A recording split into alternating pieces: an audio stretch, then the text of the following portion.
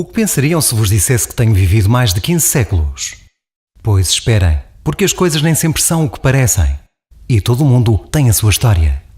São Pedro de Rocas, um mosteiro da Ribeira Sacra. A minha história começa antes do século VI com 2 simples cavernas escavadas na pedra. Um ermita começou o meu futuro edifício escavando nas rochas deste monte até fazer as primeiras cavernas. O que é um ermita? É um homem que se retirava para viver só num monte e que dedicava todo o seu tempo à oração. Para tal, procurava uma gruta ou fazia a sua própria caverna. Naquela época, a Ribeira Sacra estava plena de ermitórios como este. Neles vivia solitariamente um ermita. Ainda que, por vezes, um ermitório possa ser partilhado por 2 ou 3 pessoas. Mais tarde, no século VI, começou a crescer. Um grupo de 5 monges habitou este lugar no ano 573, como se pode ler na lápide da fundação. Desta forma passou de ermitório a cenóbio. A diferença é que nos ermitórios vivia um ermita só. Nos cenóbios reuniam-se vários ermitas para viverem juntos. Em qualquer caso, a oração era sempre a atividade principal. Cada um estava na sua cela e só se reuniam para as refeições ou para celebrar a missa. Durante quase 200 anos, a vida aqui foi tranquila e os monges multiplicavam-se. Um trazia o outro sem grandes dificuldades. Conheci-os a todos e posso assegurar-vos que eram boas pessoas. Apenas queriam estar perto de Deus. E por isso escolheram-me como lugar. Mas, por vezes, o ótimo não dura sempre. No ano 711, a Península Ibérica foi surpreendida por um ataque do exército muçulmano comandado por Tariq ibn Ziyad. Depois de derrotar o rei Rodrigo na Batalha de Guadalete, as forças árabes foram ocupando quase toda a península. Apenas encontraram resistência em terras cantábricas e galegas. Mas depois de 5 anos de luta conseguiram entrar na Galiza, saquearam Tui e levaram o bispo como refém. A província de Ourense foi completamente arrasada. Com a chegada dos árabes, os monges fugiram com medo do que lhes poderia acontecer. Tiveram que deixar o seu lugar. Nunca mais voltaram, mas não os culpo. Os anos foram passando e foi assim que fiquei abandonado sem que ninguém aqui habitasse durante 1 século e meio.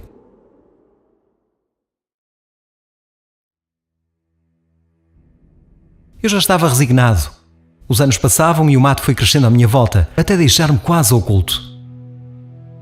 Pensei que iria ficar esquecido para sempre, mas no século IX sucedeu algo inesperado. Um nobre chamado Gemondo meteu-se no bosque perseguindo um veado. Mas nem a vegetação deteve este homem que acabou por encontrar-me no meio do monte.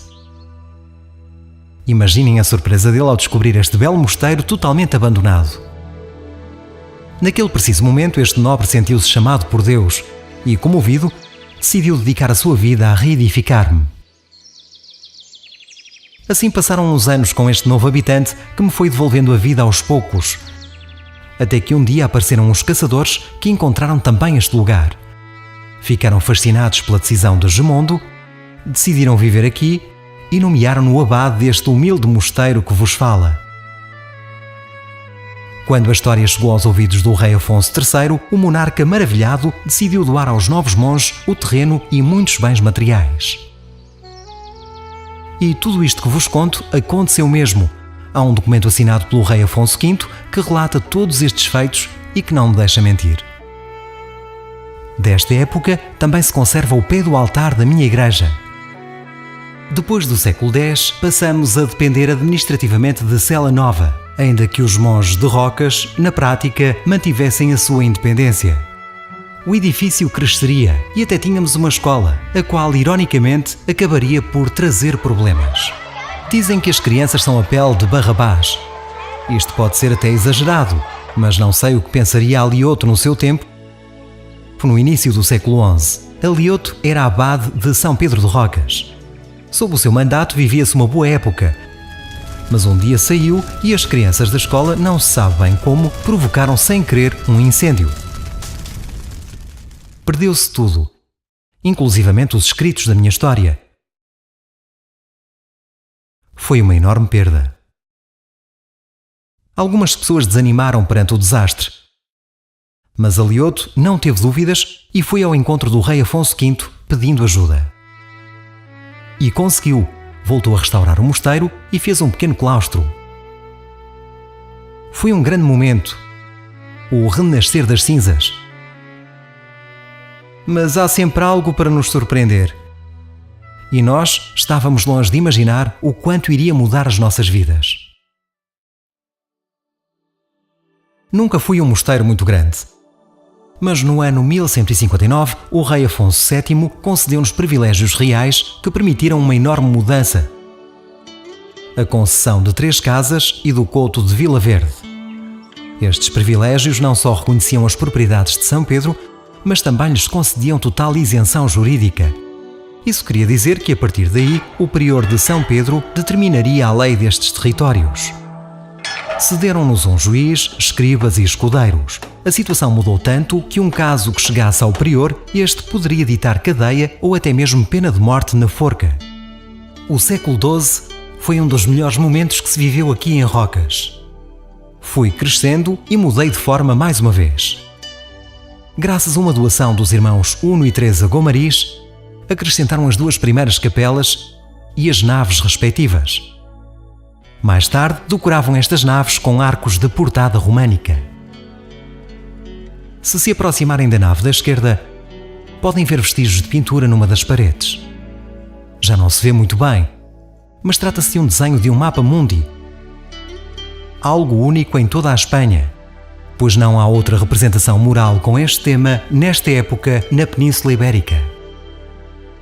A boa sorte não desapareceu e no século seguinte continuou-se com algumas reformas e foi um momento de esplendor do mosteiro, tendo em conta o meu tamanho.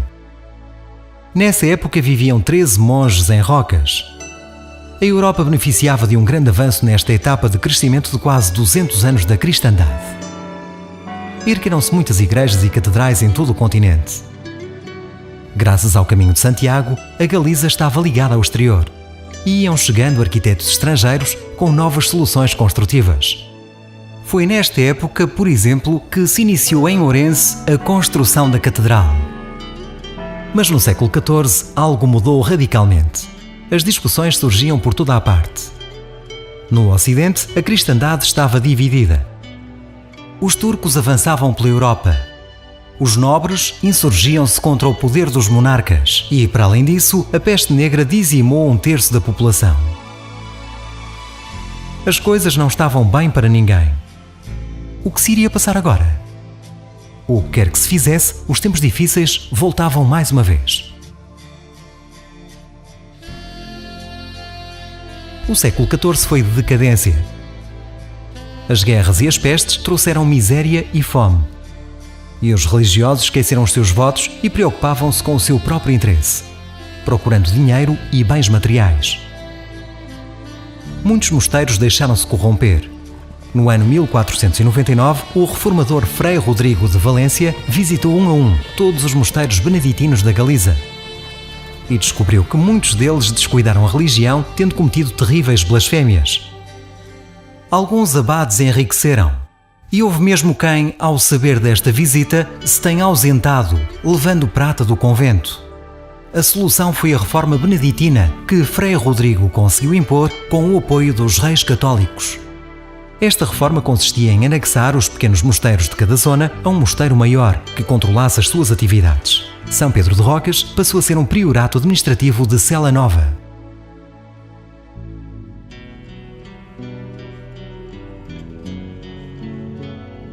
Por outro lado, nesta época, uniram as naves das 3 capelas e construíram uma nova nave na transversal chamada Igreja Nova. Também construíram a torre com o sino sobre uma penha de 12 metros de altura, debaixo da qual escavaram até abrir um caminho por onde se podia passar. Depois, no século XVI, acrescentaram a fachada à Igreja Nova. Os problemas continuavam. As novas ordens, como São Francisco ou São Agostinho, foram crescendo, tanto que os beneditinos perderam a força de outros tempos. Em Rocas, sentimos o declínio da nossa ordem, quando em 1568 o licenciado Pedro de Castro veio visitar-nos. Apenas restavam 3 monges que celebravam missa aos domingos e dias de festa. O último golpe foi outro incêndio em 1641, provocado pelo descuido de um criado. a zona do mosteiro ficou destruída. O edifício onde se encontram neste momento foi a construção a seguir a essa catástrofe. Depois disso, há pouco para contar. Sucederam-se vários priores até que chegou o desmantelamento. Os bens foram à asta pública e voltei a ficar desabitado durante muitos anos.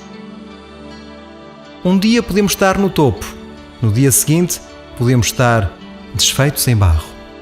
A vida é mesmo assim, não é?